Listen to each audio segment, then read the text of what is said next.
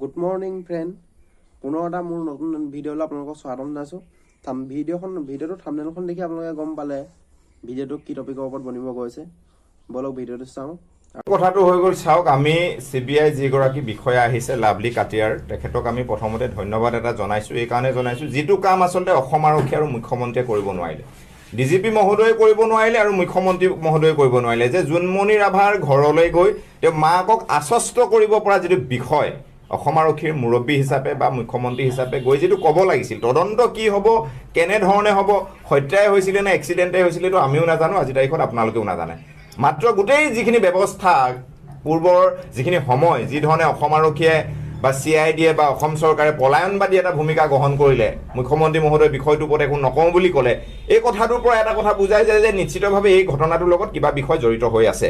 কিন্তু প্ৰথমতে আপোনালোকৰ জৰিয়তে আজি সংবাদমেলৰ জৰিয়তে আমি CBI যিগৰাকী বিষয়া, DIG তেওঁ সৰু বিষয়া নহয়, গতিকে তেখেতলৈ প্ৰথম আন্তৰিক ধন্যবাদ আৰু কৃতজ্ঞতা জ্ঞাপন কৰিছোঁ অসমবাসীৰ তৰফৰ পৰা। আমি অসমীয়া যুৱ মঞ্চ হৈ যে আমাৰ যিটো দাবী আছিল CBI তদন্তৰ লগতে আমাৰ এটা দাবী আছিল যে জুনমনি ৰাভা মাতৃক অন্তত কোনোবাই গৈ আশ্বস্ত কৰক যে মা, তোমাৰ ছোৱালীয়ে বা তোমাৰ পৰিয়ালে ন্যায় পাব। আমি যিখিনি পাৰোঁ সঠিক আৰু সফলভাৱে তদন্ত কৰিবলৈ চেষ্টা কৰিম। দ্বিতীয় কথাটো হৈছে, তদন্তৰ আউতিলে এতিয়া SP লীনা দলে আহে নাহে, তদন্ত আউতিলে এতিয়া এডিশ্যনেল SP ৰুণা নেওগ আহে নাহে, তদন্ত আউতিলৈ এতিয়া নগাঁও এডিশ্যনেল SP আহে নাহে আমি নাজানো।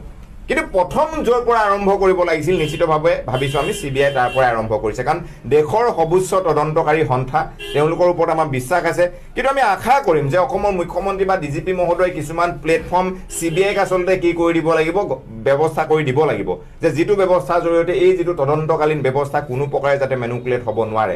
আজি যি ধৰণে CBI বিষয়াগৰাকীয়ে তদন্ত কৰিবলৈ গৈছে, আমি গোটেই বস্তুটো আচলতে চিনেমা চোৱাৰ দৰে চাই আছোঁ।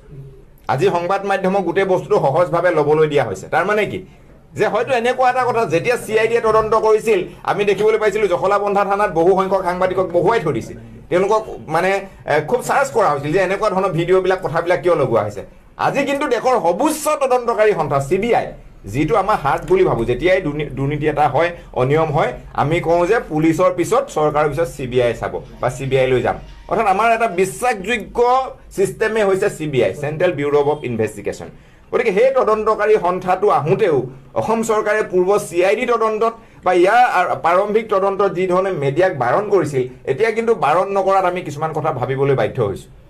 যে মাননীয় মুখ্যমন্ত্ৰীয়ে অন্ততঃ এটা হ'লেও মেছেজ দিব লাগিছিল যে আপোনালোকে নিৰ্দিষ্ট এটা পৰ্যায়তহে গোটেই অফিচাৰগৰাকীৰ লগত থাকিব, সকলো সময়তে তেওঁ কেনেধৰণে আচলতে বেৰি নধৰিব, কাৰণ তেওঁ এটা কেছৰ তদন্ত কৰিবলৈ আহিছে, চিনেমা বনাবলৈ অহা নাই। এই কথাটো কিন্তু মাননীয় মুখ্যমন্ত্ৰীৰ ফালৰ পৰা এটা মেছেজ যাব লাগে। আপোনালোকে যদি ভিডিঅ'টো চাই ভাল পালে তেনেহ'লে লাইক, কমেণ্ট আৰু ছাবস্ক্ৰাইবটো কৰি থৈ যাব।